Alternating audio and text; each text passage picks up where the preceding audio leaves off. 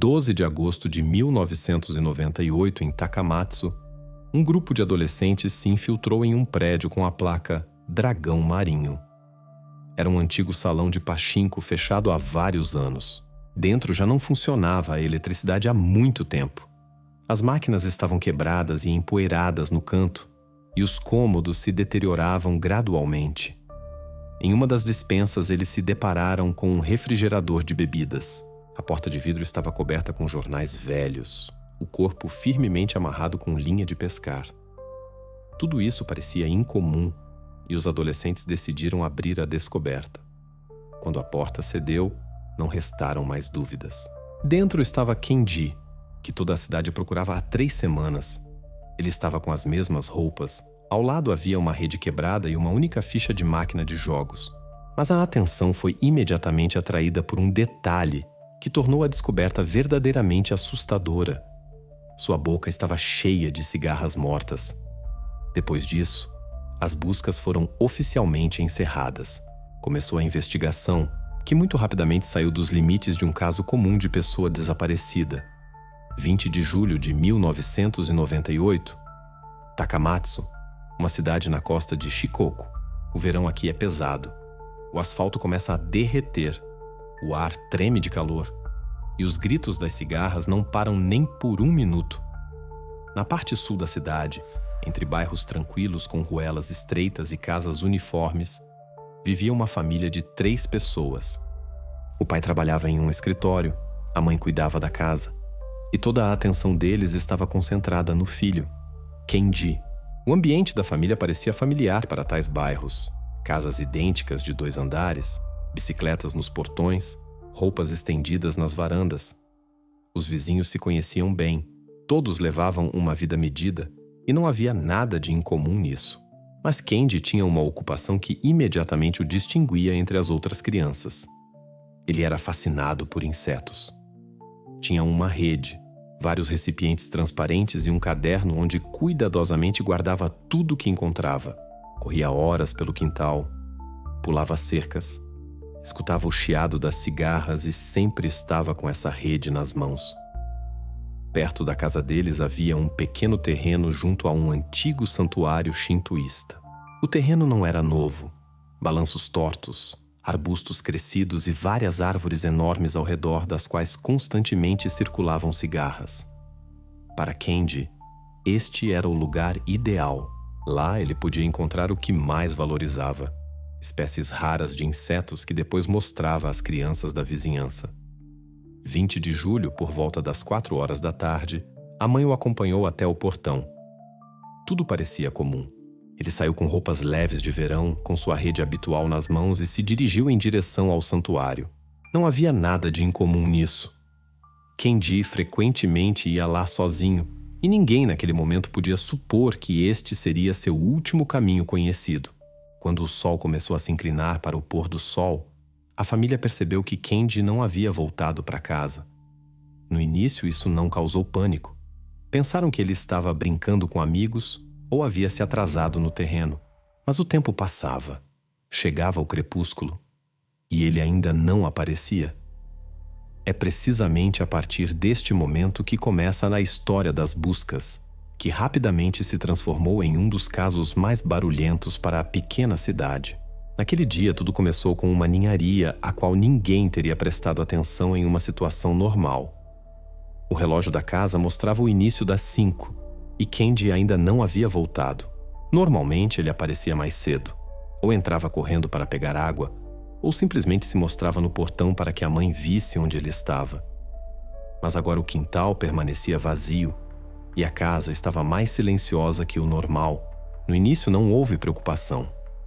A mãe saiu em direção ao santuário esperando vê-lo lá, mas o terreno estava vazio.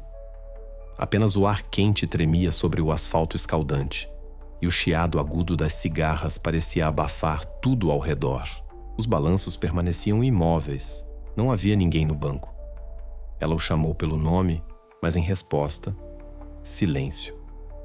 Voltando para casa, ela começou a visitar os vizinhos. Visitou famílias conhecidas, perguntou às crianças se não haviam brincado with Kenji. As respostas eram uniformes. Ninguém o havia visto há muito tempo. Alguns diziam que ele havia ido em direção ao terreno, mas ninguém podia dizer com certeza. O tempo passava, mas a clareza não aumentava. Às 6 da tarde, os pais já haviam percorrido todos os lugares habituais. Verificaram o caminho para a loja, olharam a parada de ônibus, percorreram o terreno baldio atrás da escola. O pai foi ao porto, embora entendesse que o filho nunca ia lá. Cada vez a esperança se deparava com o vazio. A preocupação se transformou em pânico. A família voltou para casa e, mais uma vez, percorreu as ruas próximas. Os vizinhos se juntaram às buscas. Alguém saiu com lanterna, embora o sol ainda não tivesse se posto. Parecia que todo o bairro havia começado a procurar o menino, mas o resultado era o mesmo. Nenhum rastro. Às 18h30, a mãe ligou para a polícia. A chamada foi registrada como um relato de desaparecimento. À noite, chegaram as primeiras patrulhas à casa. Elas ouviram os pais, elaboraram uma descrição da aparência e roupas, e então imediatamente começaram a percorrer o bairro. Solicitaram dados da linha de ônibus mais próxima, verificaram o território da escola e os becos adjacentes. O fato de um crime ainda não estava na agenda. Tudo parecia como um desaparecimento repentino. Mas é precisamente a partir deste momento que a história deixou de ser assunto de uma família e se tornou uma investigação oficial que nos próximos dias abrangeria toda a cidade. A noite de 20 de julho em Takamatsu foi lembrada por muitos. No início, tudo parecia como uma preocupação comum em uma família. Um menino desapareceu, os pais estão nervosos, os vizinhos ajudam. Mas literalmente em poucas horas a situação se transformou em um movimento em grande escala. 2 carros policiais chegaram à casa. Deles saíram patrulheiros com cadernos e lanternas, começaram a interrogar vizinhos, a anotar os últimos detalhes. A que horas ele saiu, como estava vestido, quem poderia tê-lo visto? Parecia que eram formalidades, mas já então se sentia que o caso adquiria uma escala muito mais séria. Às 9 da noite, toda a rua estava envolvida nas buscas. Os vizinhos pegaram lanternas, alguém trouxe lâmpadas de querosene. As pessoas vasculharam arbustos, construções auxiliares, garagens. As buscas foram caóticas. Cada um agia como considerava necessário. Alguém percorria o playground perto do santuário em círculo. Alguém verificava ravinas e valas ao longo da estrada. O pai de Kenji se dirigiu em direção ao porto, esperando encontrar pelo menos algum rastro. Quando ele voltou sem nada, a preocupação na família se transformou em desespero. Com a chegada da noite, ficou claro que a situação saía dos limites domésticos. Às 23 horas, chegou a Takamatsu um grupo da direção prefeitural. Foi decidido. As buscas continuariam até amanhã, e de manhã a cidade se envolveria completamente. E assim aconteceu. 21 de julho, às 6 da manhã, se reuniu em frente à casa da família um grupo de policiais, voluntários e vizinhos. Todos receberam rotas e foram vasculhar o bairro. Trabalharam segundo um esquema. Se dividiam em linhas, se moviam em cadeia através de matagais e terrenos baldios. Marcavam no mapa onde já haviam passado. Foram usados cães, embora o calor complicasse seu trabalho. A polícia fixava tudo em protocolos. Quem viu o menino pela última vez, que setores foram examinados, onde restaram lacunas. Se juntaram às buscas professores da escola, pescadores locais, até aposentados que normalmente se sentavam em bancos perto das lojas. A cidade se dividiu em grupos. Alguns vasculhavam as ruas, outros se ocupavam da distribuição de avisos com a fotografia. Os panfletos apareceram rapidamente nas portas das lojas, paradas de ônibus, perto das estações. As pessoas procuraram da manhã até tarde da noite. Várias vezes chegaram pistas falsas. Alguém ligava e dizia que havia visto o menino em outro bairro, mas a verificação terminava em nada. A polícia registrava essas chamadas, mas a cada vez era necessário voltar ao zero. Atenção especial foi dada ao território ao redor do santuário. Lá onde Kenji havia estado pela última vez, percorreram cada metro. Verificaram sob as árvores, atrás das cercas de pedra, perto de prédios velhos. Policiais e voluntários trabalharam lado a lado, mas o resultado permanecia nulo. A cada dia, os esforços se tornavam mais desesperados. As patrulhas vigiavam à noite. Na cidade apareceu a sensação de que o desaparecimento tocou cada um. A mãe de Candy a cada dia voltava ao terreno. Ela se sentava nos balanços ou no banco e esperava. Isso se tornou o símbolo das buscas. Os vizinhos a viam lá e entendiam que a história ainda não havia terminado. E só no terceiro dia apareceu a primeira pista, nos matagais não longe da estrada, a 100 metros do santuário. Os policiais encontraram um objeto familiar, a rede. O cabo estava quebrado. A malha pendia em trapos. Era aquela mesma rede com a qual Candy havia saído no dia do desaparecimento. Sobre o fundo do trabalho em grande escala, esta descoberta parecia quase insignificante. Mas precisamente, ela se tornou a primeira evidência real. Ela confirmou. Candy realmente havia estado perto do santuário e algo havia acontecido com ele precisamente lá. O que significava a quebra? Então ainda ninguém entendia. Mas precisamente com este objeto começou a transição de simples buscas para uma investigação completa. Quando os primeiros dias de buscas não deram resultado, os policiais mudaram para outra tática. Eles começaram a interrogar detalhadamente os habitantes das casas mais próximas, coletando quaisquer menções até as mais insignificantes. E bastante rapidamente ficou claro. Nas conversas das pessoas surgia uma e outra vez a mesma figura. Uma pessoa que quase constantemente se encontrava perto do santuário. Era o zelador, um homem idoso, de uns 70 anos, que em Takamatsu conheciam à sua maneira. Ele vivia sozinho, em uma casa pequena não muito longe, e passava quase todo o seu tempo no território do santuário. Cuidava da ordem, recolhia folhas, consertava a cerca. Mas falavam dele com desconfiança, não porque ele fizesse algo concreto, mas sim por causa de seu caráter. Os vizinhos notavam. Ele era insociável, frequentemente resmungava, não gostava quando faziam barulho ao seu redor, e isso concernia especialmente as crianças. Vários testemunhas disseram à polícia a mesma coisa. O zelador repetidamente havia expulsado crianças que brincavam no terreno perto do santuário. Diziam que ele gritava quando elas subiam nas árvores, se queixava do barulho, às vezes até dizia palavras de que aqui não é lugar para brincadeiras. Para os habitantes do bairro isso parecia uma estranheza, mas eles se acostumaram. Para a investigação, isso se tornou uma pista. As condições coincidiram. O desaparecimento ocorreu literalmente a poucas dezenas de metros do lugar onde ele passava todo o seu tempo. A reputação de homem resmungão e insociável se sobrepunha à imagem de uma pessoa com possível motivo. Irritação. Para os policiais que não tinham outras orientações, isso parecia uma linha bastante lógica. Os investigadores começaram a coletar fatos. Eles descobriram que o zelador realmente vivia sozinho. Quase não recebia hóspedes. Não tinha parentes por perto. Ele não usava telefone celular, raramente saía para a cidade, e toda a sua vida se resumia ao santuário e casa. No pequeno bairro onde todos se conheciam há anos, precisamente tal isolamento parecia suspeito. A polícia fixou nos relatórios numerosas queixas de vizinhos. Várias pessoas declararam que viram como o zelador expulsava crianças do quintal e que ele, mais de uma vez, disse que não suportava barulho.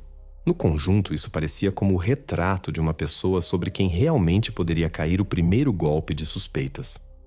A opinião pública desempenhou seu papel. Em condições onde toda a cidade estava tomada pela preocupação, era necessária uma pessoa concreta para quem se pudesse apontar o dedo. E o zelador se encaixava perfeitamente neste papel. Foi precisamente assim que ele passou de velho resmungão que antes simplesmente evitavam, para uma figura que começaram a discutir já como possível suspeito. Essas informações chegaram à mesa dos investigadores. Após uma reunião no departamento foi tomada a decisão. Era necessário realizar um interrogatório oficial. Para isso, elaboraram uma ordem e enviaram um grupo de policiais à casa do zelador. Assim, a investigação fez sua primeira virada. Das buscas caóticas por arbustos e ravinas, a polícia passou para a verificação de uma pessoa concreta que poderia estar envolvida no desaparecimento. Quando a polícia tomou a decisão de interrogar oficialmente o zelador do santuário, no bairro se levantou uma nova onda de conversas. Para os vizinhos, isso parecia quase como uma confirmação de suas suposições. À noite, perto das lojas, discutiam apenas uma coisa: o levaram. As pessoas se lembravam de como ele brigava, como gritava com as crianças. E agora parecia que tudo se encaixou no lugar. Aos olhos dos habitantes, ele já havia se tornado culpado, embora nenhuma prova naquele momento a polícia tivesse. Na delegacia, o interrogatório transcorreu de forma padrão.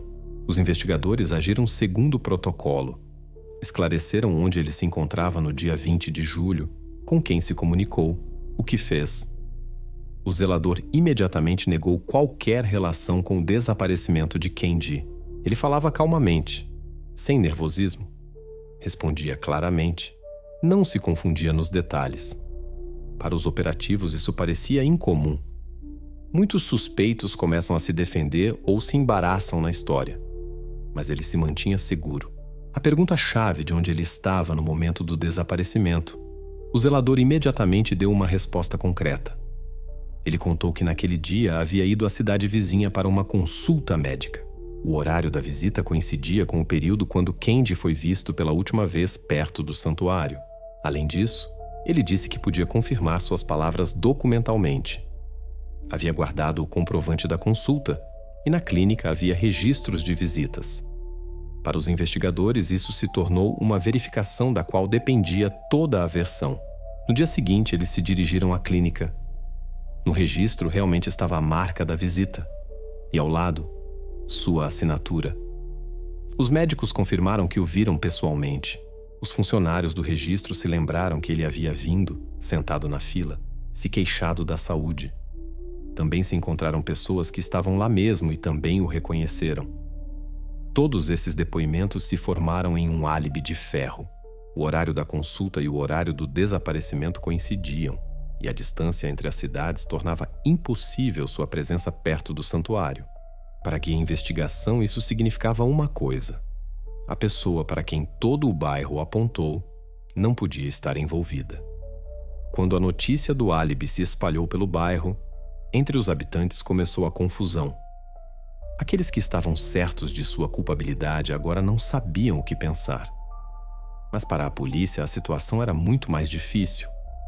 Eles haviam gasto vários dias para se concentrar nesta linha e no final se depararam com um beco sem saída. A primeira versão séria se desmoronou diante dos olhos.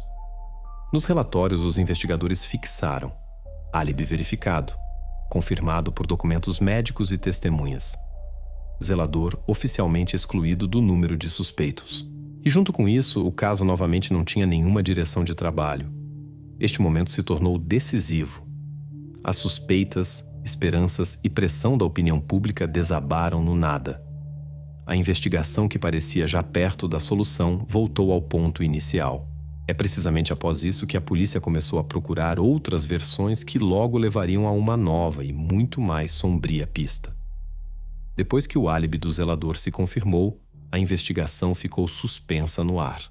A polícia não tinha nenhuma direção direta, mas ao estudar os materiais voltavam uma e outra vez a um detalhe que desde o início distinguia este caso de centenas de outros. Tratava-se da descoberta no refrigerador. Kendi foi encontrado com as roupas com as quais saiu de casa. Ao lado havia uma ficha de máquina de jogos, uma rede quebrada. Mas o principal, sua boca estava cheia de cigarras mortas. Para os investigadores, isso imediatamente saía da lógica habitual. Em conflitos domésticos não se age assim. Isso parecia como uma ação tendo sentido simbólico. Esta estranheza se tornou o ponto de partida de uma nova versão. Se excluíssem o crime doméstico comum, restava a variante relacionada ao ritual. No final dos anos 90, o Japão ainda se encontrava sob a sombra de casos barulhentos relacionados a seitas. Após os eventos com Aum Shinrikyo no país, reinava uma desconfiança especial a qualquer grupo religioso não tradicional. Portanto, quando no caso apareceram as cigarras, a investigação imediatamente viu um possível subtexto ritual. Nos documentos oficiais daquela época se indicava diretamente: o detalhe incomum com os insetos pode testemunhar o envolvimento de uma organização religiosa. Os investigadores começaram a verificar todos os grupos locais que de alguma forma lembrassem comunidades fechadas. Em primeiro lugar, ficou um pequeno culto baseado não longe de Takamatsu. Suas reuniões se realizavam em locais alugados. O ensinamento incluía elementos de veneração da natureza e ciclos de vida. A polícia tomou rumo a esta pista. Foram levantados dossiês sobre o líder do grupo, interrogados seguidores, coletadas informações sobre seus ritos. A suspeita se fortalecia pelo fato de que a seita realmente praticava rituais simbólicos relacionados a insetos e sons da natureza. Para os investigadores, isso parecia como uma explicação verossímil. O menino poderia ter sido morto não por motivos pessoais, mas no âmbito de um rito. Assim, o caso obteve um novo vetor. Da verificação de solitários como zelador, a polícia passou ao estudo de toda uma organização. Naquele momento, precisamente esta versão se tornou principal e determinou o curso da investigação. Quando a versão com a seita não se confirmou, a investigação novamente se encontrou em um beco sem saída. Várias semanas de trabalho, dezenas de protocolos, centenas de interrogatórios, e tudo isso levava apenas a um círculo fechado. Então, no departamento tomaram a decisão: voltar ao primeiro ponto, ao local da descoberta no dragão marinho abandonado. Todos os materiais do exame estavam no arquivo: fotografias, esquemas, amostras. A equipe de criminalística revisava cada detalhe. Nas imagens se via bem como era a dispensa: fragmentos de máquinas, cadeiras quebradas, camada de poeira. Entre este caos se destacava apenas um objeto: o refrigerador. Precisamente seu interior se tornou o centro de atenção. Mas agora os investigadores decidiram prestar atenção não só ao conteúdo, mas a tudo que se encontrava do lado de fora. Nossos protocolos constavam vários objetos. O mais óbvio: a ficha de jogo. Ela estava no chão bem ao lado de Kenji. Nos primeiros tempos, isso parecia como uma evidência importante. Mas à medida da análise, seu significado diminuía. Fichas estavam por toda parte neste prédio. O salão de pachinko abandonado podia guardá-las em qualquer canto. Os criminalistas fixaram a descoberta, mas já então notaram: isso pode ser simples coincidência. Mas outro detalhe no protocolo se destacava mais. O refrigerador estava fechado com linha de pescar. Nas fotografias feitas no dia do exame se via como ela apertava a porta em cruz. Nos primeiros dias, isso não causou interesse especial. Decidiram que alguém simplesmente queria fixar mais confiavelmente a tampa. Mas na reconsideração, precisamente, a linha causou mais perguntas. Os especialistas estudaram atentamente o material: espessura, estrutura, brilho. Tudo indicava que não era uma linha barata que se pode comprar em qualquer loja de ferragens. Era uma variedade especializada calculada para a pesca marinha. Tal linha se distinguia por resistência e flexibilidade especiais, suportava grandes cargas. Era usada não para pescar em rios e lagos, mas para caçar peixes marinhos grandes, por exemplo, o atum. Esta descoberta imediatamente mudou o curso da investigação. Se a ficha podia ser casual, a linha não podia ser casual. Não se podia encontrá-la em cada casa. Era vendida apenas em lojas especializadas. O preço era mais alto que o dos apetrechos comuns, o que significava que o círculo de compradores era limitado. Para essa investigação, isso era uma chance de passar pela primeira vez de suposições ao concreto. Nos arquivos se conservam registros de como exatamente os criminalistas descreviam o momento com a linha.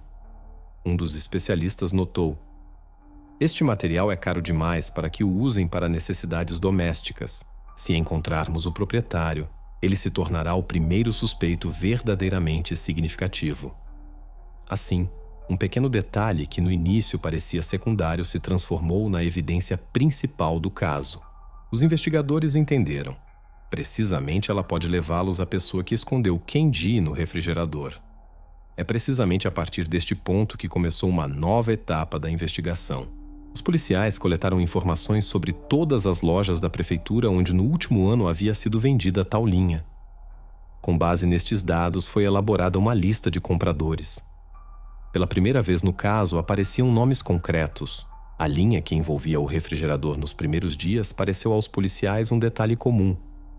Nos protocolos do exame, ela era mencionada de passagem, no mesmo nível do pó e lixo na dispensa. Mas precisamente ela se tornou aquela evidência que mudou o curso de toda a investigação. Quando as amostras foram enviadas ao laboratório, os especialistas começaram com procedimentos básicos: verificação da espessura, estrutura do material, grau de desgaste. Normalmente, tais fios são baratos, massivos, e determinar sua origem é impossível. Mas desta vez, tudo se mostrou diferente. No relatório que se conserva no arquivo, os criminalistas fixaram: amostra número 12, linha de nylon monofilamento, de resistência reforçada. Marca: Daiwa Saltiga, G. T-Line. Carga de ruptura, até 80 quilos. Custo de varejo, 3.800 ienes por novelo. Destinação: pesca marinha para espécies grandes. Esta formulação imediatamente destacava a descoberta. Uma pessoa comum não usa tal linha na vida cotidiana. Não se compra casualmente na loja de ferragens mais próxima. Ela é destinada para profissionais ou para aqueles que se dedicam seriamente à pesca.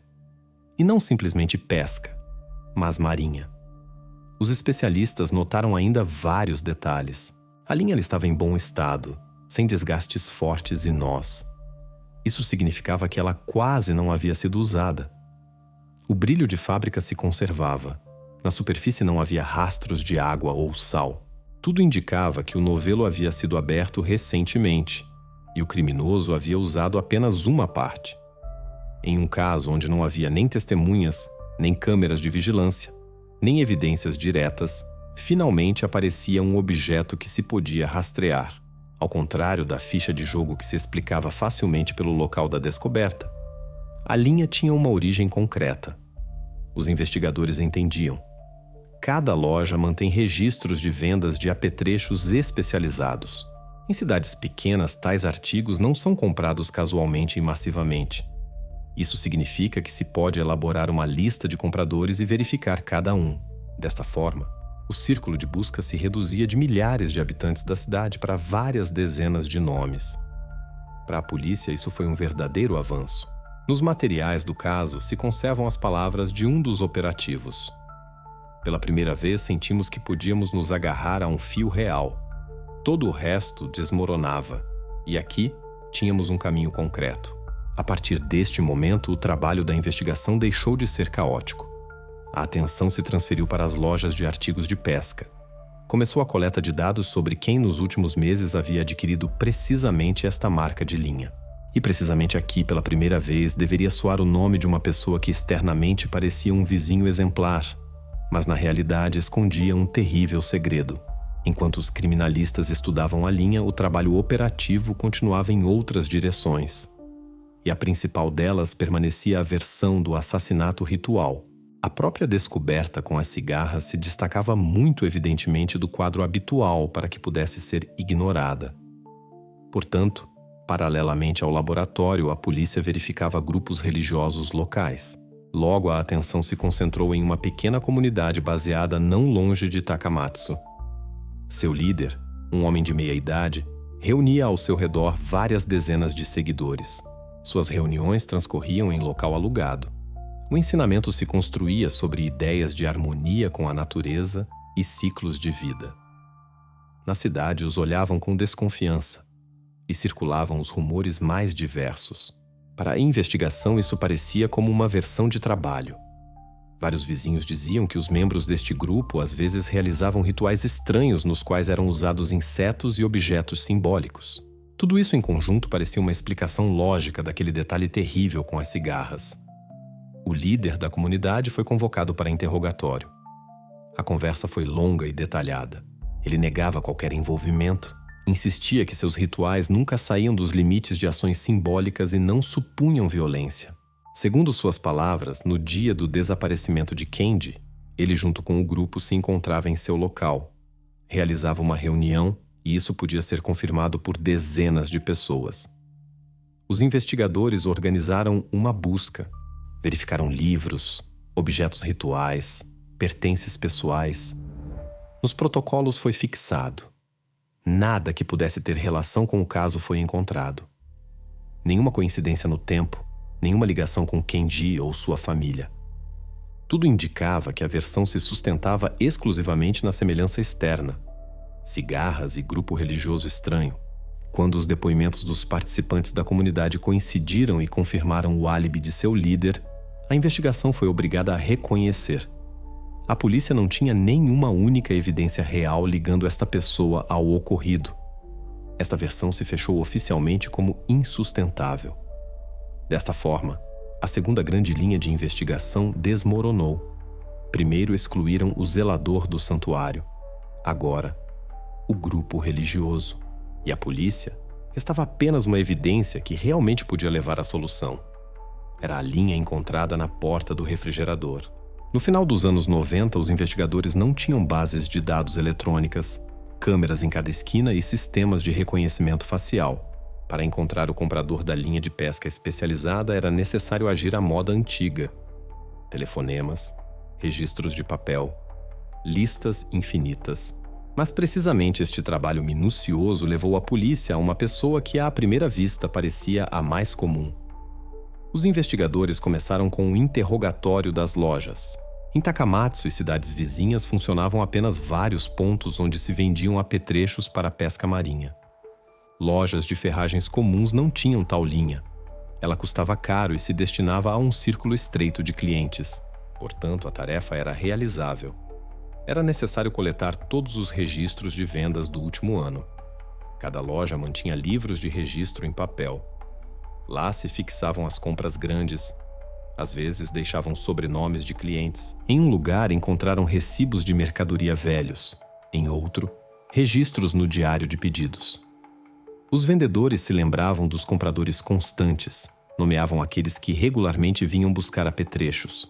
Nas condições de uma pequena prefeitura, isso dava resultado. Na polícia, gradualmente se formava uma lista. O trabalho levou vários dias. Os funcionários minuciosamente reescreviam nomes, endereços, comparavam datas. Até meados de agosto, eles tinham nas mãos uma lista de 14 pessoas que nos últimos meses haviam adquirido precisamente aquela marca de linha: Daiwa Saltiga GT Line. Eram principalmente pescadores amadores e vários proprietários de barcos. Em seguida começou a verificação de cada nome. Um após outro foram convocados à delegacia, esclareceram onde estavam no dia 20 de julho, o que faziam, quem podia confirmar suas palavras. A maioria rapidamente se excluía. Alguns tinham testemunhas. Alguém naquele dia estava em viagem em mar aberto. Alguém tinha um álibi inabalável. Mas um nome imediatamente se destacou: Takeshi Tanaka. À primeira vista, um vizinho exemplar. Trabalhava em escritório, era casado, participava ativamente da vida do bairro. Quando Kenji desapareceu, precisamente ele foi um dos primeiros a se juntar às buscas. Levava comida para a mãe do menino, ajudava a colar avisos. O conheciam como uma pessoa benevolente e sorridente. Precisamente isso alertou os investigadores. Na lista de 14 compradores, apenas ele vivia literalmente a 100 metros da casa de Kenji. Os demais estavam espalhados por diferentes bairros e cidades, e Tanaka resultou ser vizinho. Uma coincidência muito próxima para que pudesse ser ignorada. Assim, da simples lista de sobrenomes, a polícia pela primeira vez destacou uma figura que se encaixava em todas as condições. Ele tinha acesso ao apetrecho necessário. Sua casa se encontrava perto. E sua participação nas buscas parecia mais como uma tentativa de se misturar ao movimento geral e não despertar suspeitas. A partir deste momento, Takeshi Tanaka se tornou o novo suspeito principal. A investigação se transferiu para ele completamente. À frente estava a busca que deveria ou tirar dele todas as suspeitas ou finalmente colocá-lo a descoberto. Takeshi Tanaka não era daquelas pessoas sobre quem cai a primeira suspeita. 34 anos, funcionário de escritório em uma pequena empresa comercial, esposa, casa arrumada em um bairro tranquilo. O conheciam como um vizinho sorridente, afável, que sempre cumprimentava e podia puxar conversa no portão.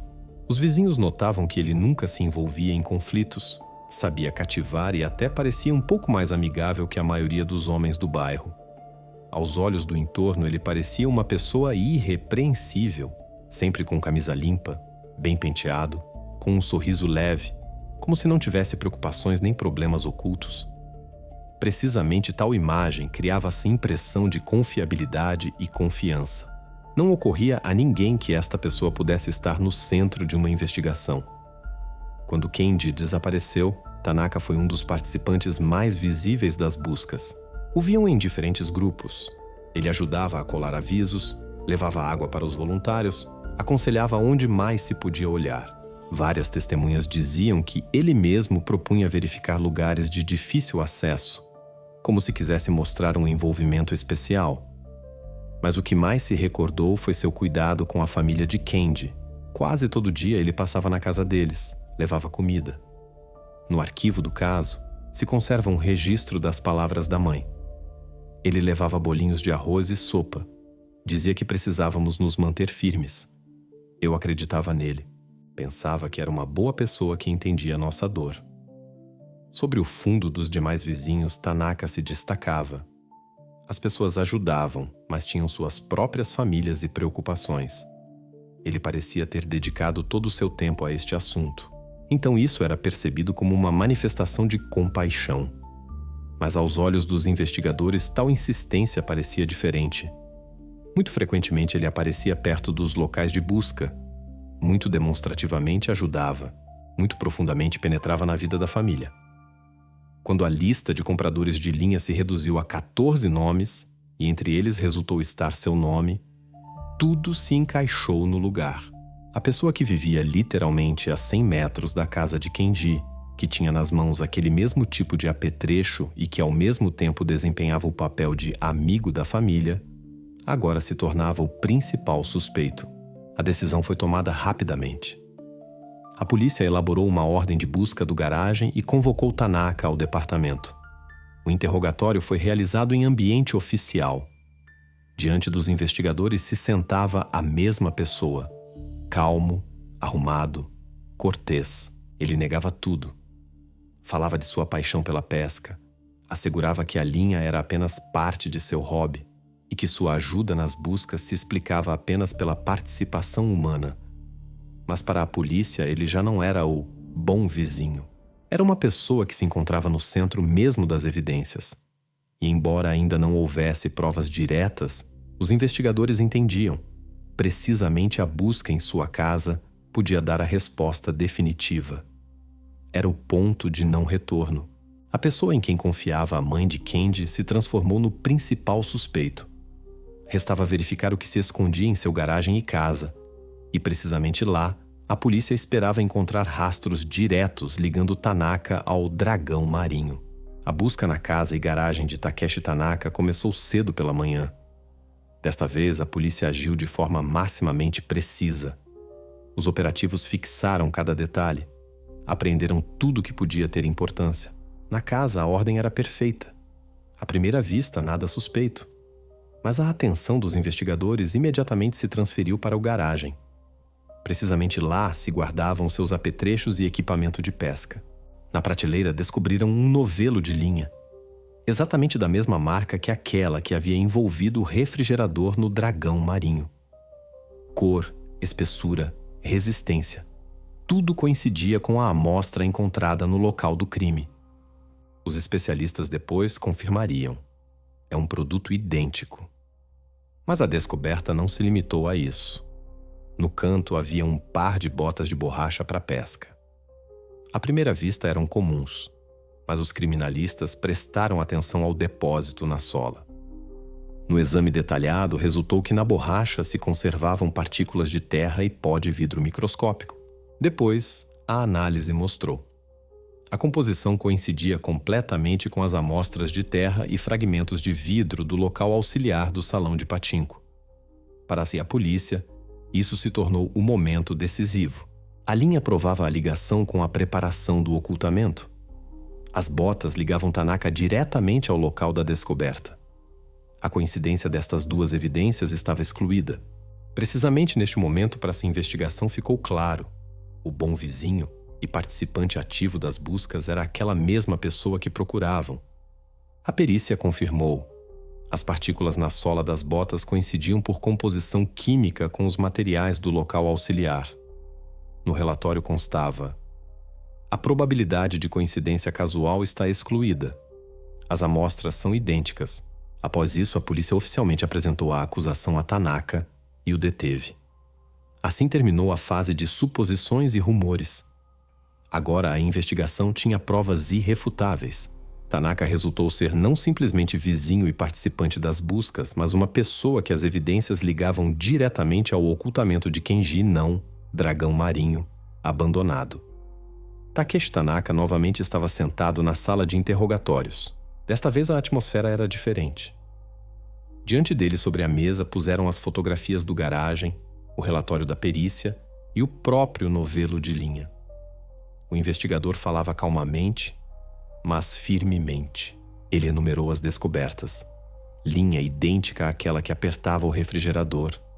Botas nas quais se conservavam partículas de terra e pó de vidro. Conclusão dos especialistas sobre a coincidência completa das amostras. Após isso, na sala reinou o silêncio. Tanaka permaneceu sentado muito tempo sem levantar os olhos. Sua maneira habitualmente segura de conduzir a conversa desapareceu. Ele não interrompia, não negava, apenas se calava, apertando as mãos sobre os joelhos. Este momento depois foi fixado no protocolo. O suspeito, por muito tempo, não respondeu às perguntas. Parecia abatido. O investigador fez uma pausa e repetiu: "Temos provas. Você não tem mais nada a negar." Neste momento, Tanaka pela primeira vez mudou de expressão. Ele acenou lentamente com a cabeça e, sem levantar o olhar, pronunciou: "Sim, fui eu quem fez isso." A partir deste momento, começaram os depoimentos de reconhecimento. Ele contou sobre o dia quando Kenji desapareceu, que o menino casualmente acabou em seu quintal e se tornou testemunha de uma cena que Tanaka queria esconder. Como o pânico e o medo destruíram sua imagem de vizinho ideal e o levaram a um ato que depois tentou esconder. O fato foi fixado. Tanaka reconheceu a culpa. Para a investigação, isso se tornou o ponto final na busca de respostas. Agora restava restaurar completamente a cadeia de eventos e entender como exatamente o vizinho da família se transformou em criminoso. Após o reconhecimento, Takeshi Tanaka concordou em descrever detalhadamente o curso dos eventos. Os investigadores fixaram seus depoimentos nos protocolos. Segundo suas palavras, no dia 20 de julho à tarde, ele se encontrava em seu quintal. Lá mesmo estava seu cão que na véspera havia estragado novos apetrechos. Em um acesso de raiva, Tanaka começou a espancá-lo. Precisamente neste momento, em seu terreno, entrou Kenji perseguindo uma cigarra rara. Ele casualmente se tornou testemunha do que acontecia. O menino gritou e disse que contaria isso aos pais. Para Tanaka, isso foi um golpe.